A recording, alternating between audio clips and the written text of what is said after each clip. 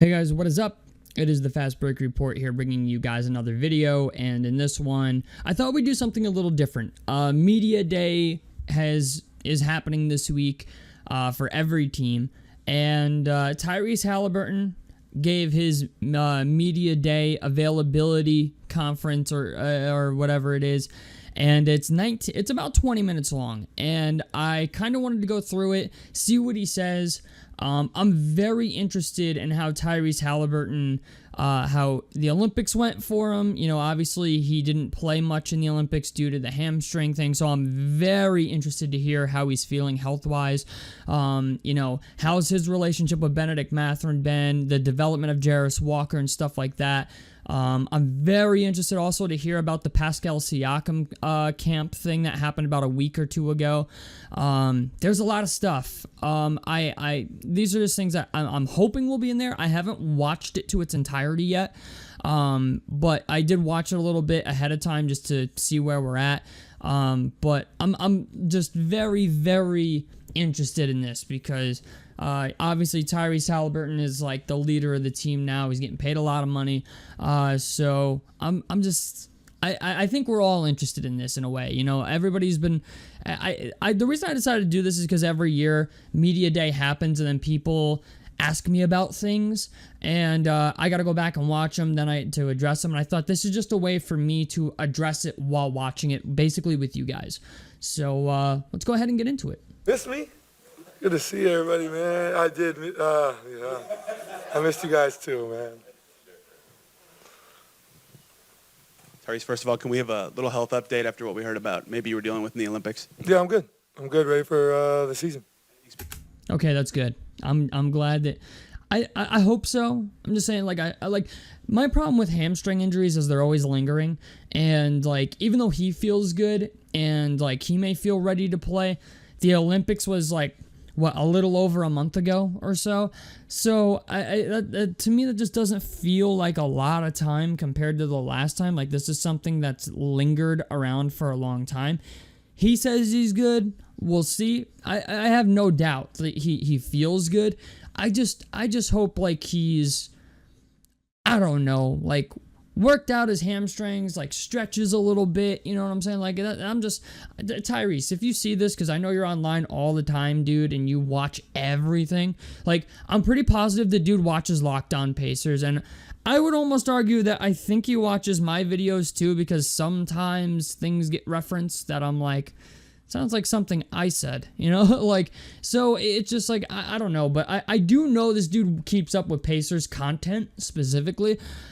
So I'm gonna humbly say I think that he's seen some of my content before.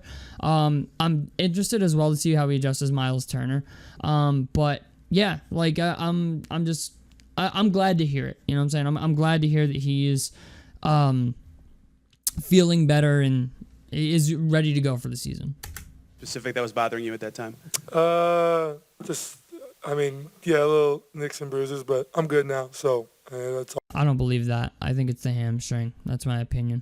He just had little nicks and bruises that were bothering him. Like, he didn't play almost all of the Olympics, dude. Like, I'm sorry, like, Tyrese, I love you, dude, but I'm not buying that. I'm not buying that it was nicks and bruises. I'm saying it's the hamstring, unfortunately. Like, that's where I'm at. You ain't fooling me. You might be able to fool these people, but you're not fooling me. That's all that matters. What specifically is motivating you this year? I know you talk about you can take motivation from anything, but you got the contract, you got the All-NBA, you had the gold. What specifically is motivating you heading into this year?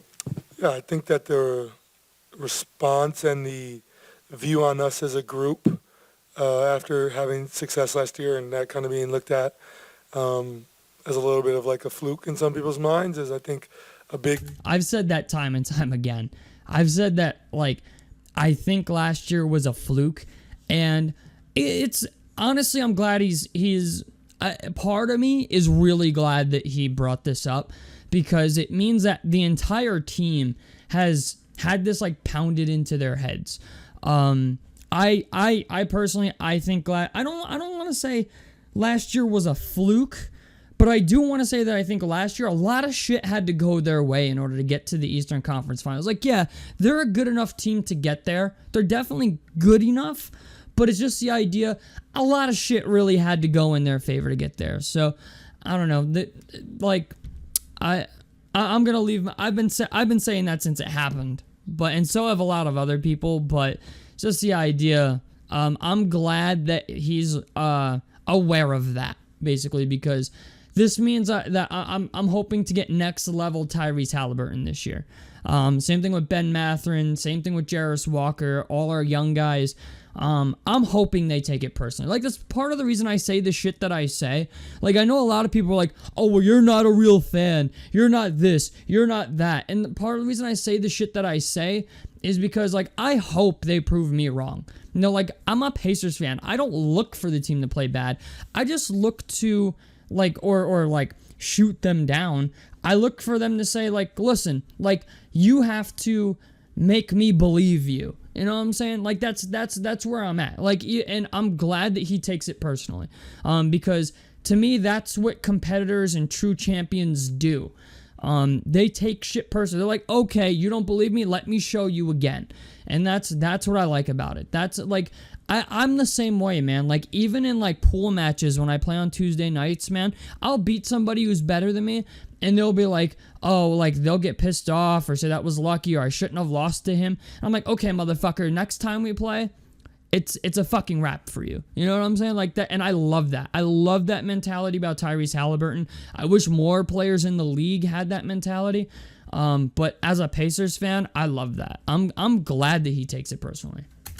Big motivation and irritation. So I think for us as a group, I think we have a ton of guys who, have chips on their shoulders for different reasons. Everybody's been doubted one way or another. I mean, our whole starting five, we have me as second-round pick, guy who got traded from his first team, guy who didn't play his first couple of years in the NBA got traded, and the guy who's been in trade rumors his whole career in our starting five alone. So he's talking about Miles Turner, guy who's been in trade rumors his entire career. Miles Turner.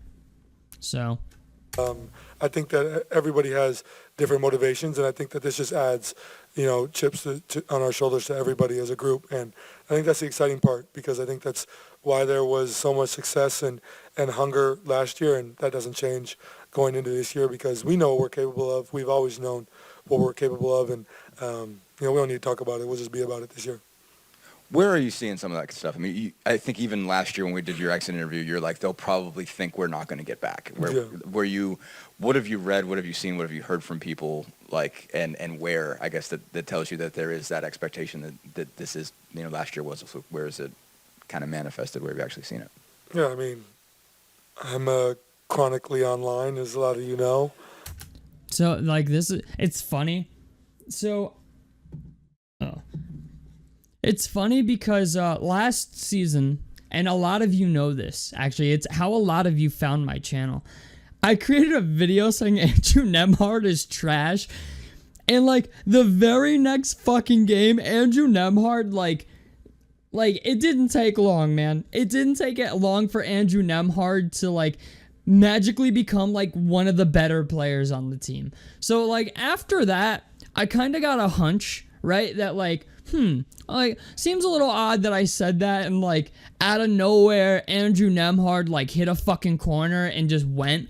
And part of me thinks that either Tyrese Haliburton or somebody in the Pacers organization, like, watches my videos and fucking shows the players or some shit, because I do know this, like, I'm starting to gain traction a little bit in the Pacers community. I know I'm not a very big YouTuber, but I do know Tyrese Haliburton is always online, like, saving shit. Like, he even said this last year, I remember. He's like, I bookmark things. I fucking save things, right? And I save them for later. So he's like, so I can use it as motivation.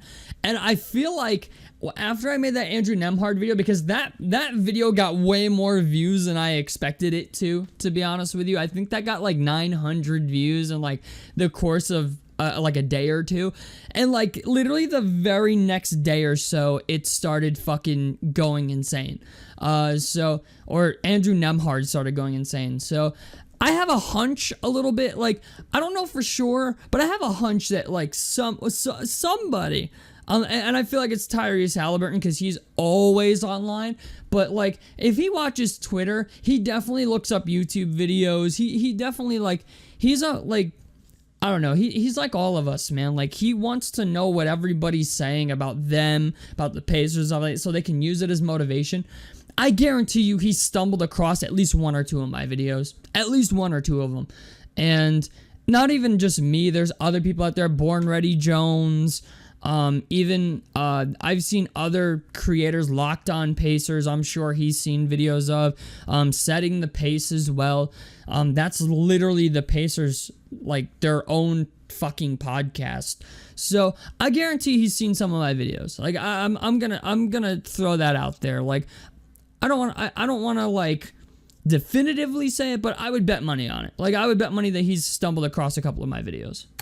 So, I mean, I'm sure if I had my phone on me right now, I could show you my bookmarks. But I think I just kind of gained those motivations from everywhere. I also was on the Olympic team, and there was a lot of talk there as well. That's crazy. They were even giving him flack at the Olympic team. That's wild. Like, that's wild motivation, bro. Like, never mind the people online. The people at the Olympic team were like, yeah, you guys got lucky, you know? So, and for your peers to tell you that, I think that's an even bigger motivation. Like, fuck what I or anybody else says online. Like, to me, that is, like, big motivation. Hold on a second. I gotta do something.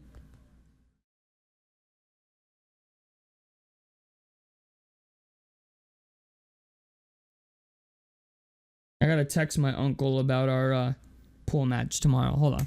But I think that it just kind of comes from many different places. But, I mean, just type Pacers into Google, and I'm sure you'll be able to find it, you know? So it's everywhere. Ty, the Olympic experience, what did you take out of it? I know you spent a lot of time with Steph Curry. In what ways do you think you'll benefit from that? Yeah, it's a loaded question. I think for me, the Olympics was a great experience, but I think more than anything, it was kind of like an ego check as well, you know, kind of having to, you know, put that out the door and just, you know, care about team success. So I like that question. I like the idea that he admitted that, like, you know, it was kind of like an ego check because he didn't play. And even before he really got injured, his minutes were like drastically decreasing, and it became pretty obvious that Steve Kerr just wasn't going to play him. You know, Haliburton's very good, but Steph, like, he's not going to start over Steph Curry. Like, it just wasn't going to happen. I know a lot of people wanted to see Tyrese play, and I did. I really did.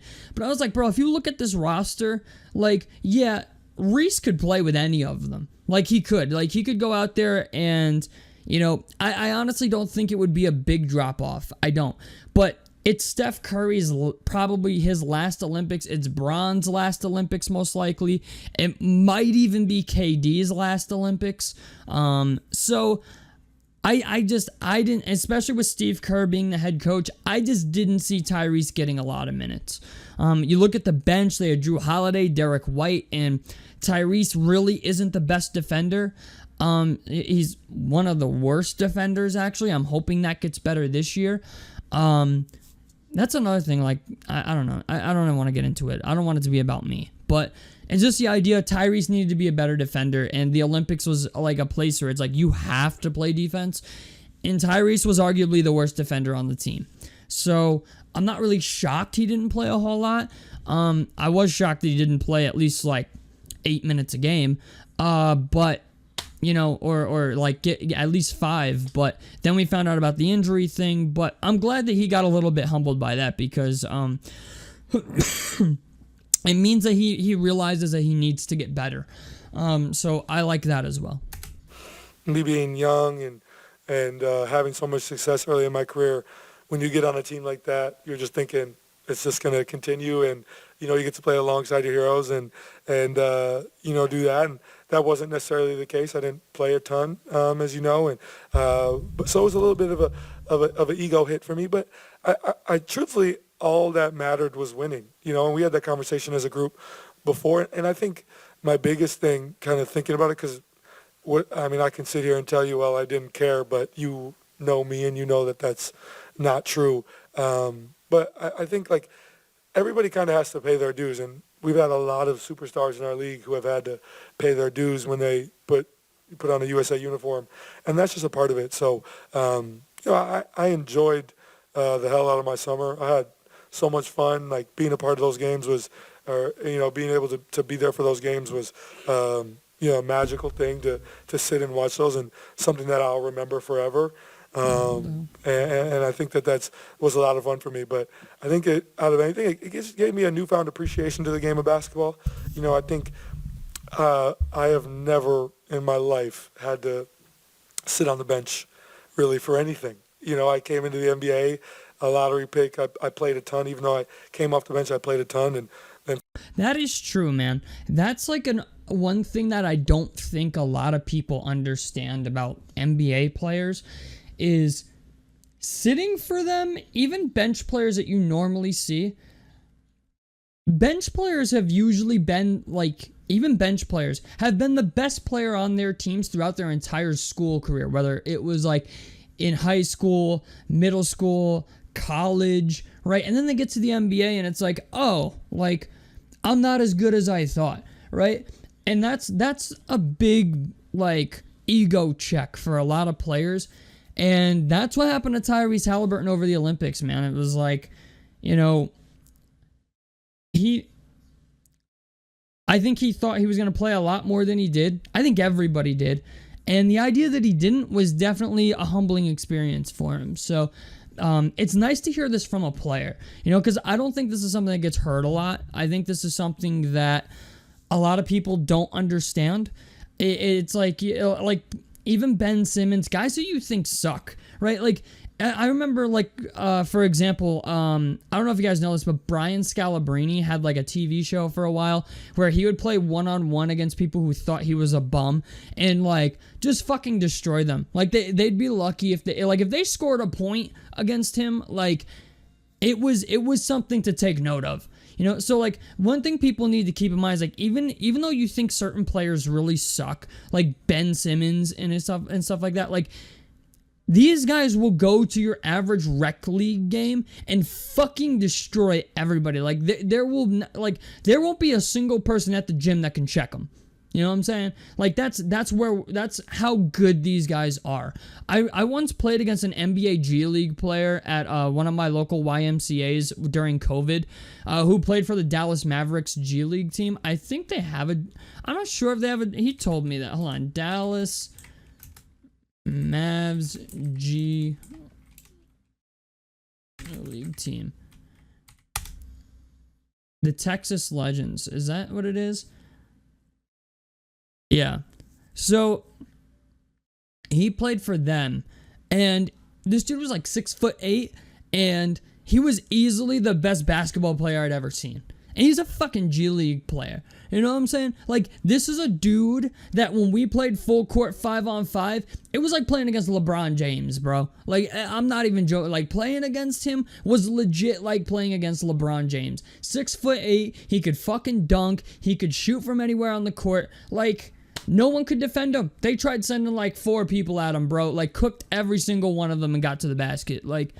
People need to understand that. Even the worst player on a fucking NBA team could cook your whole squad, could cook you, okay? That's something I just think doesn't get brought up enough.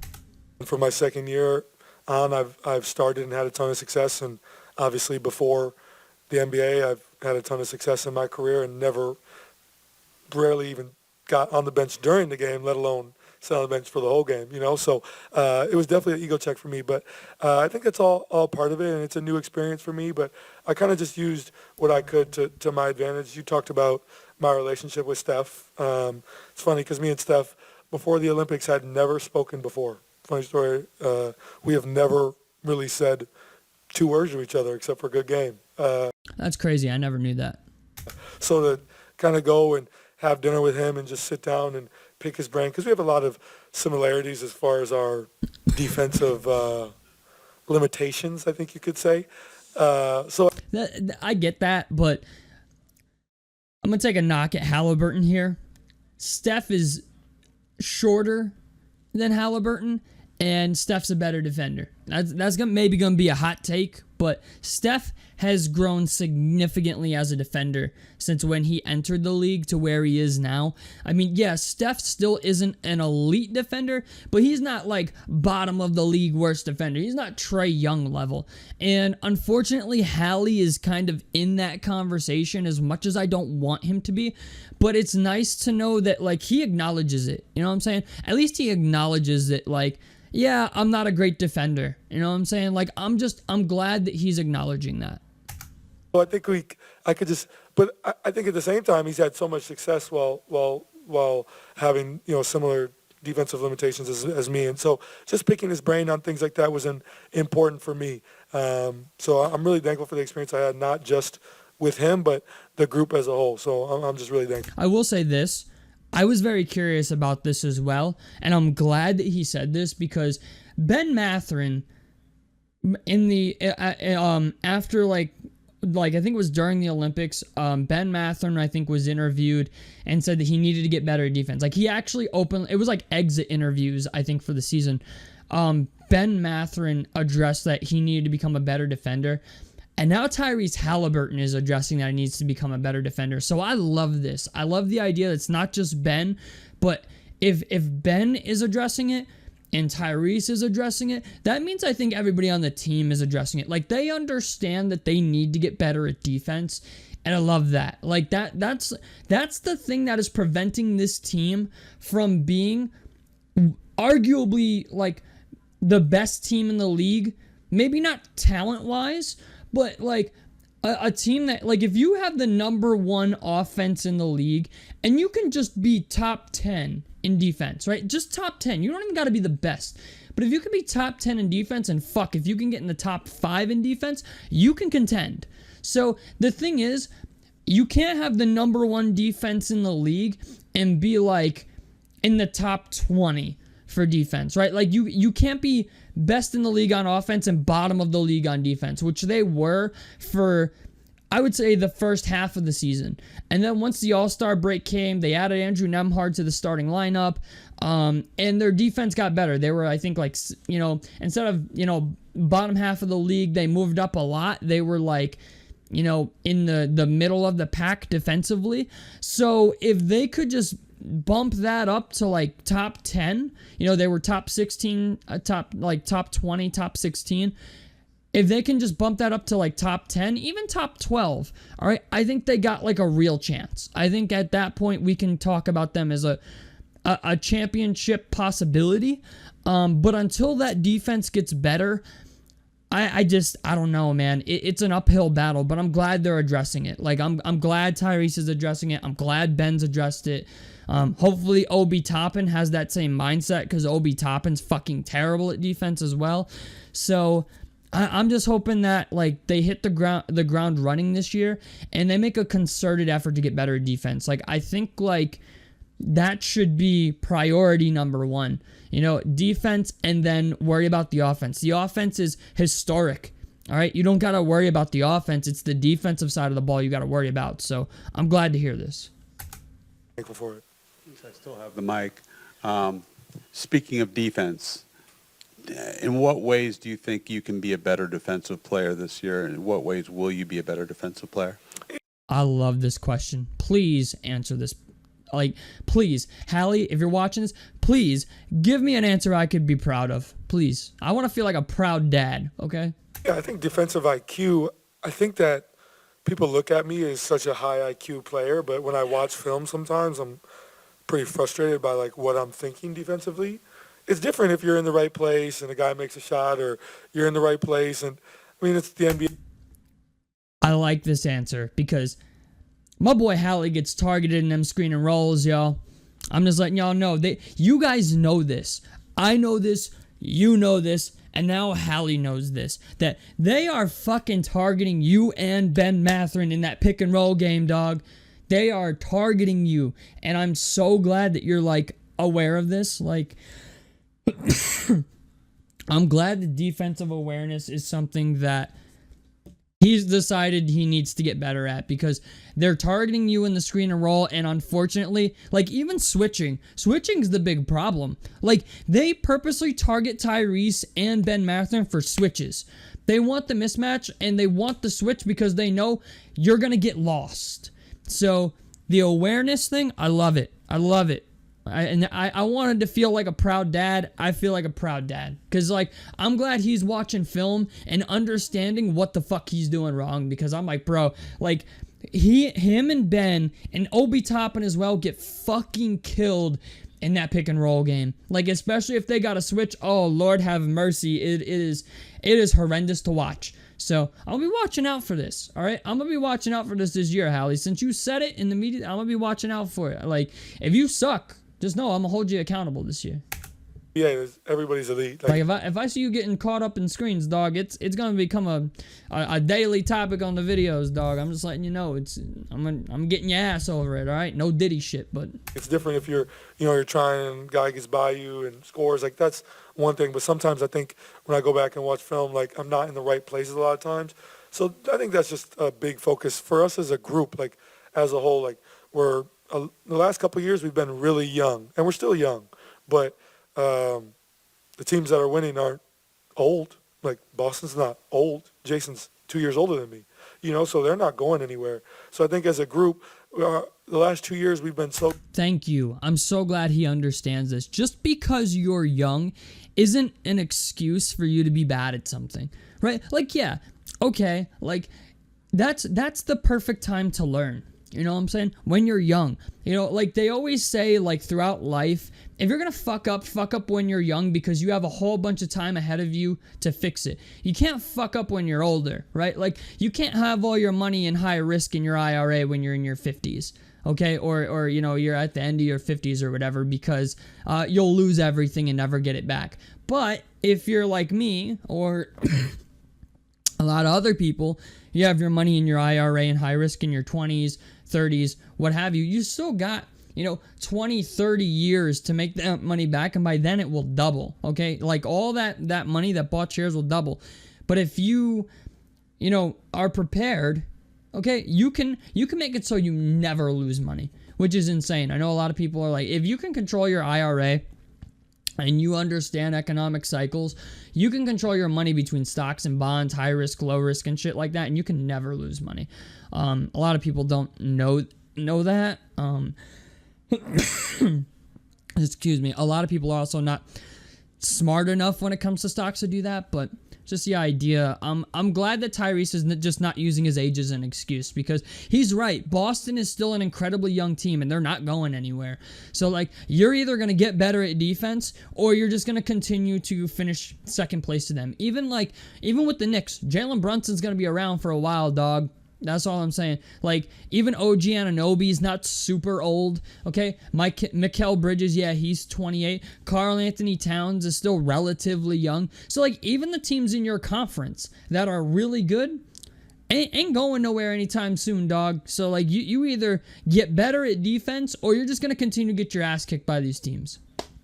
So stuck on A and B, where now it's time to... You can talk about those things, but how do we get to C and D faster? How do we, progress and how do you make faster rotations and become aware of them? That's what I'm saying. Like, you got to pay attention to your surroundings, okay? It's not about what you're thinking. You need to communicate on defense. That's what you need to do. You need to call out the switch and understand. Switch. Now you switch. think the game at a faster level, and I think that applies to everybody, but and me especially. So I think as for how high my IQ is offensively, it's just carrying that on defensively and just as a whole as a basketball player. Ty, as another year goes by in the league, what do you personally hope to give to this team here this year? Just sustained success. I think what you have to realize is the gap from the 2 seed to the 8 seed, I think, was 4 games last year. He's right. The gap between the 2 seed and the 8 seed last year was 4 games. So you really got to be on your shit, dog. Like, I think it's going to be a little more spread out this year. I think 1 and 2 are locked. Like 1 and 2 is going to be Boston and New York. And the thing is, even though Philly acquired Paul George, they have depth issues like a motherfucker, man.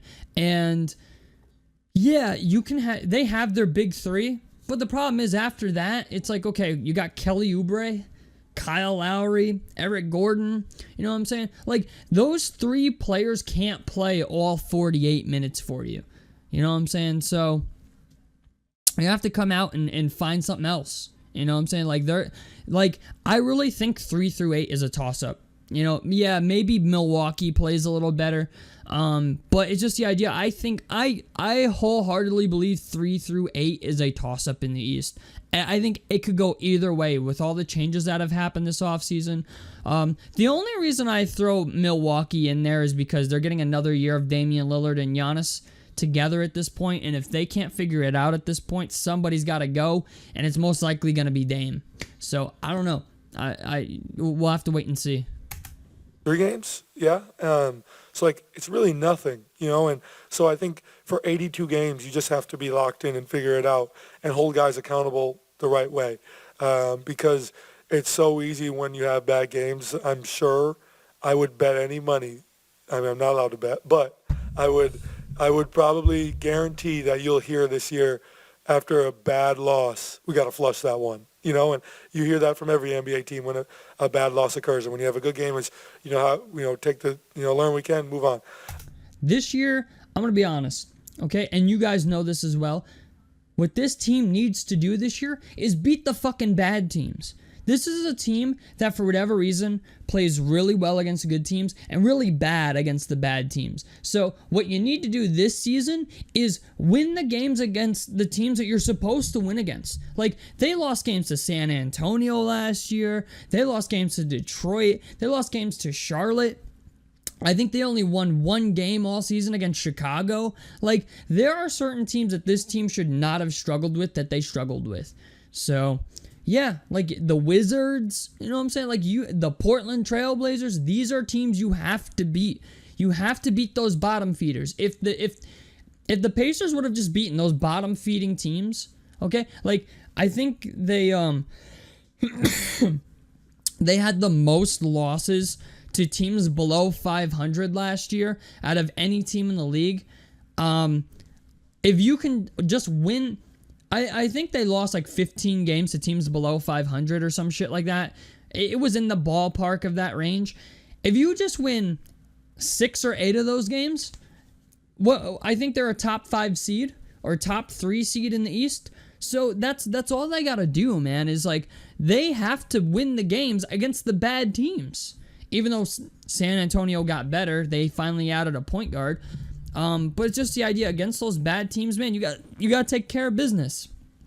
That's why the Knicks finished as high as they did. Is like they didn't let the bad teams beat them. So hopefully the Pacers get that mindset this year.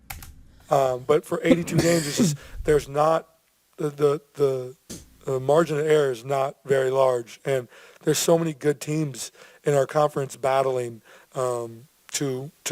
Where everybody's chasing Boston, of course, but the gap from Milwaukee, New York, Orlando, us, Cleveland, I'm sure I missed a couple teams in there. It's not large by any means, you know. So it's all about how can you, when you're in a slump, how can you get over it quickly and move on to the next thing. But for me, I think it's just about holding guys accountable and holding myself accountable to not let slumps, be sustained. And when things are going well, how can we keep things going well? So it's all important, but that's where I have to grow as a leader, is moving on, getting on to the next thing. And I think we have to grow as a group. So even though he said sustained success, I agree with that. I think the word I was really looking for here was consistency.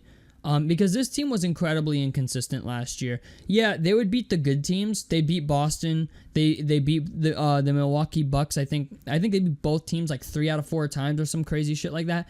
But you lost to the Chicago Bulls like 3 out of 4 times, and you would split series against teams like the Charlotte Hornets, or you would lose games to like all the bad teams. Like, you need to just be consistent. You can't come out here and beat Boston one game and then lose to the fucking Wizards the next game. You can't take games off. And that's what it felt like last year. I think a lot of Pacers fans felt that way. Is like they would play these bad teams and take those bad teams for granted and then fucking lose by like 20 or 30, right? They can't do that. They can't do that this year. They have to go into every single game with a killer mindset. Like, okay, we just beat Boston. We can beat these guys. All right, let's go out there, handle our business, and go back to Indy or go to the next location, right? That's the type of mentality they have to have. They can't come off a win against Boston, feel good about themselves, and then go play, Charlotte or Washington or Portland and take it for granted and then lose by 15 or 20. And let these no-name guys kill you too. Like last year, there was guys that I'd never heard of that was just cooking them.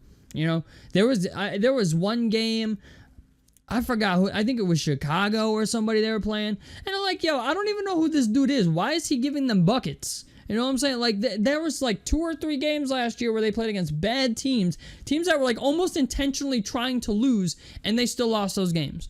All right, we can't have that this year, dog. That's one bad habit that they need to put on a whiteboard somewhere in the locker room that just says, don't lose to bad teams. Win against teams below 500.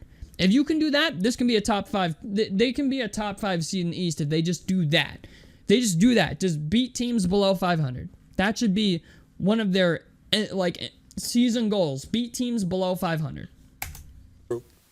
Going back to your Olympic experience, even though you accepted your role, did it sting? And is it a source of motivation for this season? And do you feel like you have something to prove to some people?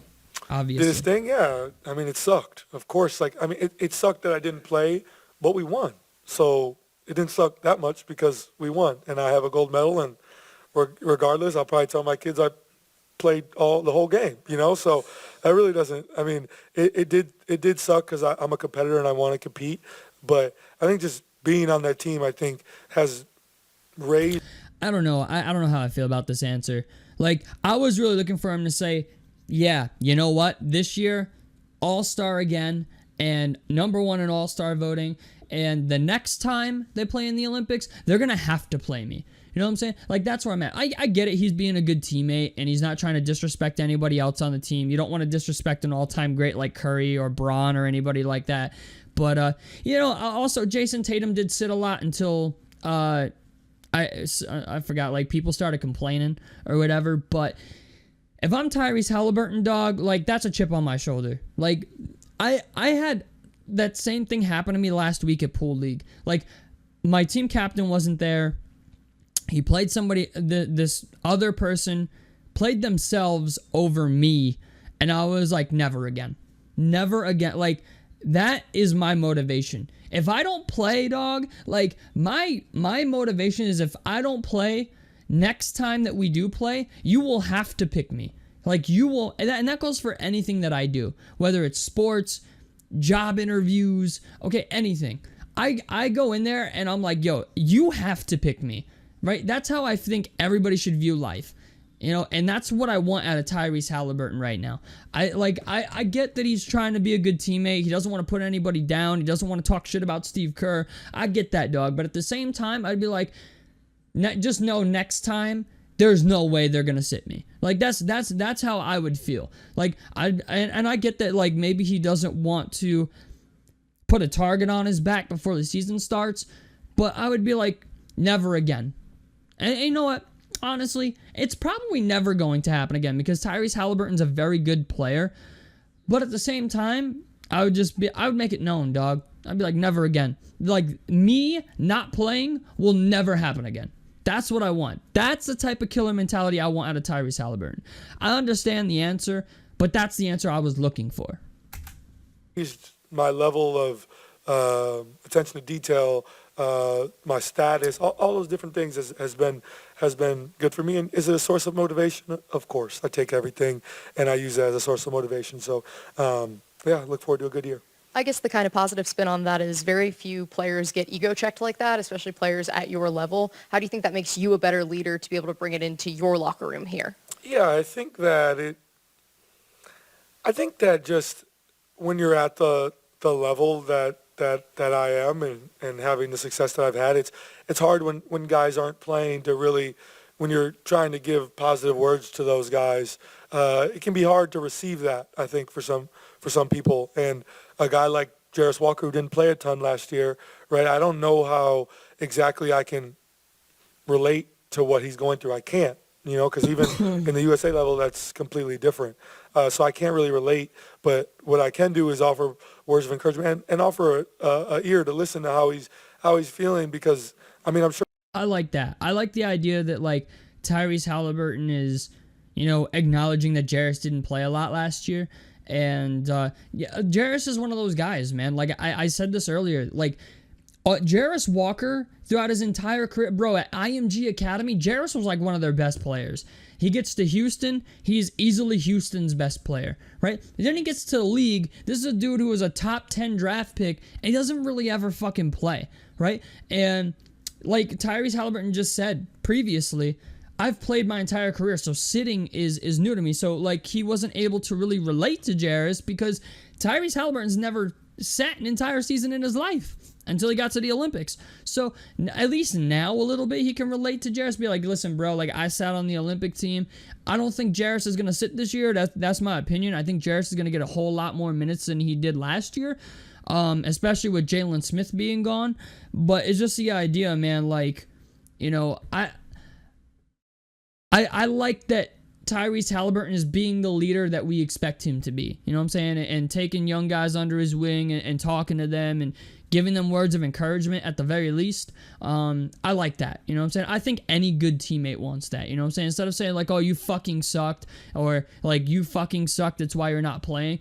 That's being a bad teammate, dog. Like, that's not how you make players better. You have to inspire confidence. Like, even if I'm playing with random dudes at the gym, dog, if I'm playing with a random dude and he's missing all his shots, I play like Tyrese Haliburton plays, okay? I shoot threes and I play make. That's what I do. I can't play defense. I don't even attack the basket. I shoot threes and dish the ball, okay? If I'm playing with a dude and he's wide open and he keeps missing, I'm like, bro, just keep shooting, all right? Shoot or shoot, you know what I'm saying? If you're open, shoot that shot, because that's the best shot at that point in time. Unless you have a wide open lay, all right? Just... You have to inspire people, because sometimes people get out of it, dog.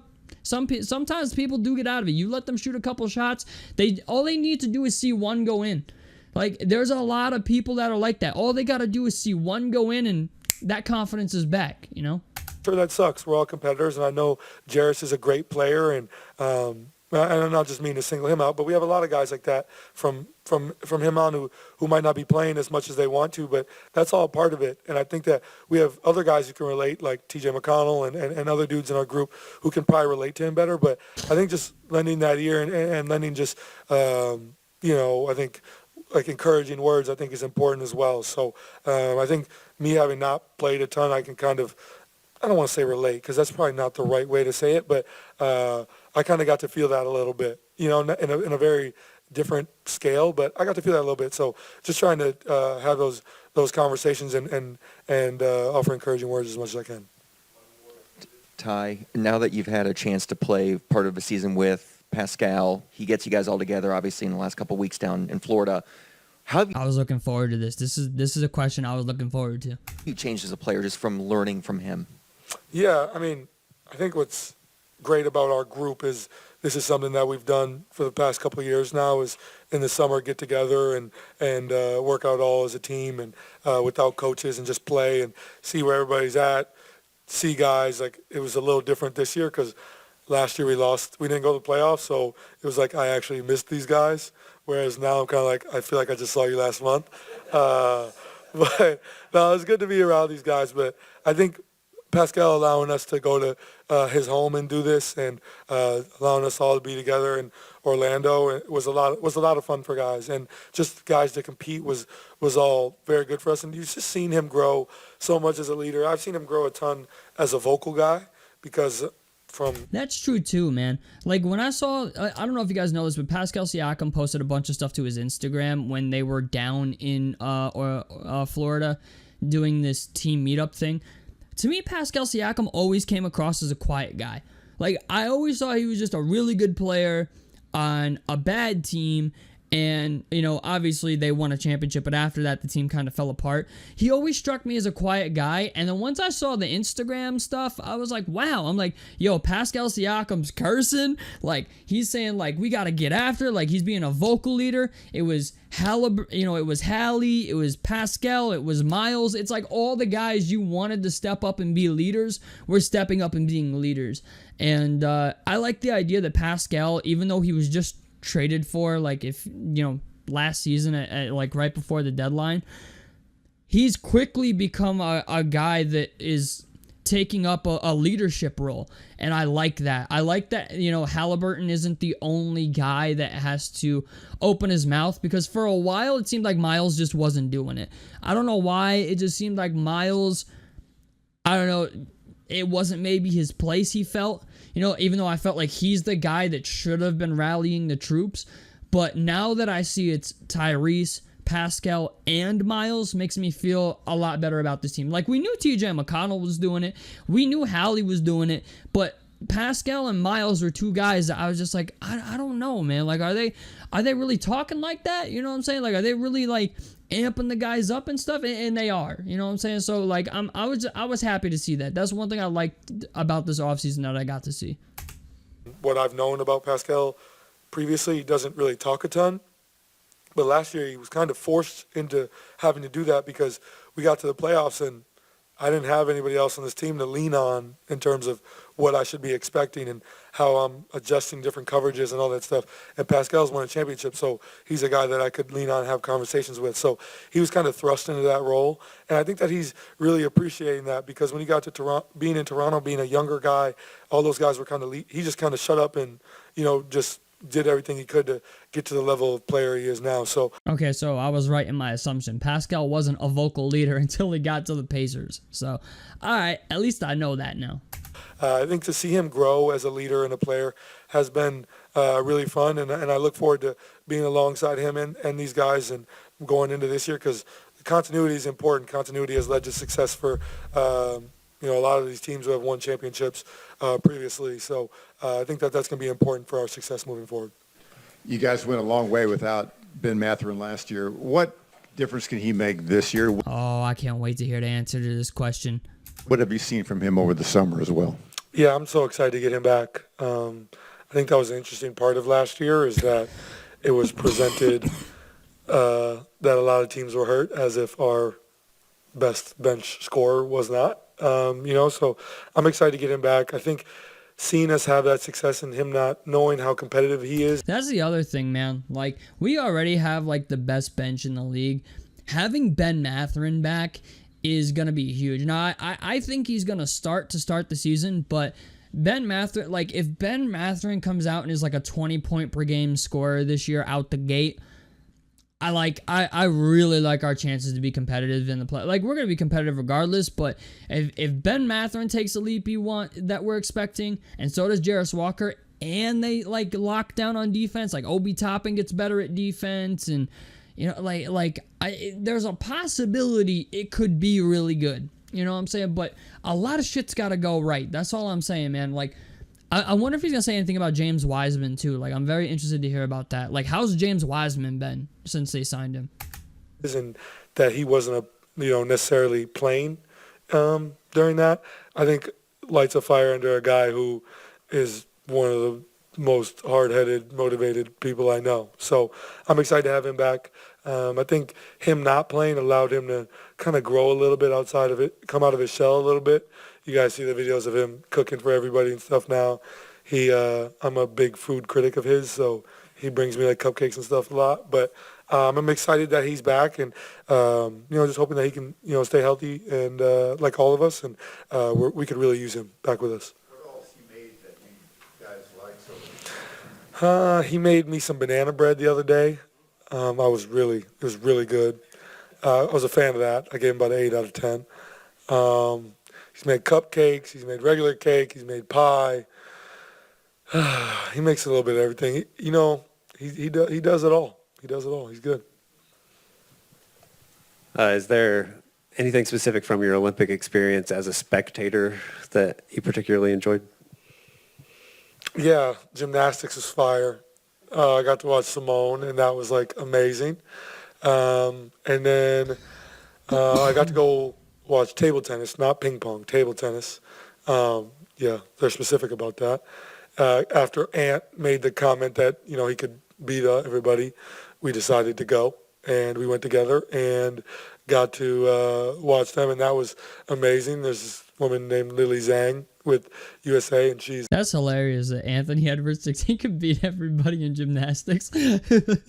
that's funny as shit, man. Like, Anthony Edwards is the type of guy that just, like, I love that he thinks he can do everything. You know what I'm saying? Like, I love a dude that is just like my cousin's that way, man. My cousin doesn't believe there's anything he can't do, and I feel like that's kind of like where I get it from, because even though like I'm a skinny, small white boy, right? Like I'm 5'6", 5'7", I'm not very tall.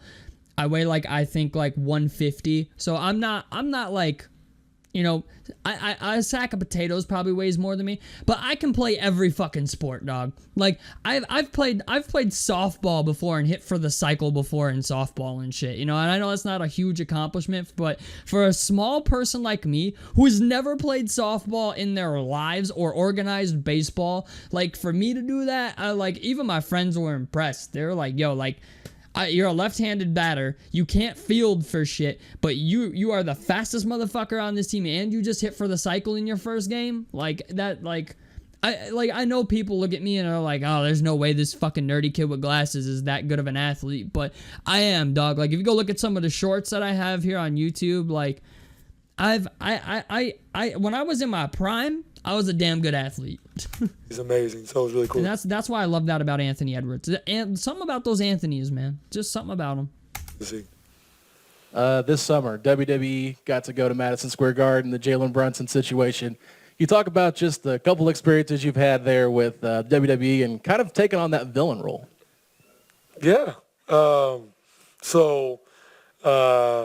I love, you guys know I'm a big WWE fan, so when they called me to go do the thing in Madison Square Garden, I told them yes before they could even finish what they wanted. I didn't really know what I was going to do. I knew I was going to be a bad guy in there, but didn't know Jalen was going to be a part of it. We didn't know until he showed up, and I was like, okay, I guess we're doing this. So it was fun, all in good fun. I guess I didn't realize how much I really am disliked out there, but that. Yeah, it's true, man. Like, I'm like, take it from somebody who lives in New York, bro. New York, like, if I wear this shirt to the bar, dog, the fucking Tyrese Haliburton shirt with making, like, they photoshopped Tyrese Haliburton's head on Reggie Miller's choking meme thing. Bro, if I wear this to the bar, everybody's like, yo, you gotta take the shirt off, dog. I'm like, nah, fuck you. I'm keeping it on. Like, it's funny. It's funny, man. Like, people out here legitimately hate the fucking Pacers, especially after what happened last year in the playoffs. Bro, I hear every time I go to the bar, every single time, they're like, there's some people there who now know I'm a Pacers fan that are die-hard Knicks fans. Every time I walk into the bar, bro, it's like, oh, the fucking Pacers fan is here. Hey, everybody, the Pacers fan is here. Bro, every fucking time. Every fucking time, man. I can't get away from it. It's just, it's all in good fun, but like every time, man, they do it to me every time, and I'm the only Pacers fan. Like it's bad, dog. I might go there to watch the playoff games this year, but every year it happens. Ever since last season, bro, like all the time. That was a little eye opening. That was a lot of fun though. My dad and my girl and my boys were front row, and so we had a great time. It was fun. Hallie, if you ever come to New York again, all right, I will take that 2-hour drive to meet you, dog. I will do that. Like, I might even fuck around and sit courtside at Madison Square Garden sometime this year. Who knows? I don't know. That Pacers Knicks matchup gonna be crazy. I might have to make an opinion. I don't know, man. I might listen, man. Courtside seats at a Knicks game when they were like, not even good, were like $5,000. Like, so to sit courtside now, it's gonna be probably upwards of 10,000. I don't know. We'll see, dog. Like, this YouTube shit would have to go crazy for me to be able to do that, but I'd love to do that. to go back to the Olympics, I think you mentioned the ego check piece of it, but I guess hate allergies. I think everybody that watched was sort of impressed by just sort of how good of a team you were, how much you went out of your way to just celebrate what everybody was doing. I guess how did you process all that in real time? Just the sting that takes that you're not playing as much, but saying, okay, well, this is what it requires to be a good teammate, and I'm going to do this. I mean, even going through the Twitter thing with like the group project joke. I mean, just like how did you process all that within your mind to say, okay, this stings a little bit, but I'm going to do. They asked him about the group project meme. Like for the Olympics, right? Everybody was saying like Tyrese Haliburton was like that kid that like does nothing on the group project but still gets an A. Like that's what this guy's referring to, and it's pretty funny. I'm interested to see how he replies to this. Do this the right way. Yeah, I mean, early on, it was probably more frustrating than not. But I think as time went on, it was just about, like, I could throw a fit and be mad at the world, or I could get this experience that I'm going to tell my kids about one day, and being with some of the greatest players to ever touch a basketball. And so to be alongside them and get to know them better and hang out, like, our first couple games weren't in Paris, so we would take a train down and we would just stay in a hotel, just us players.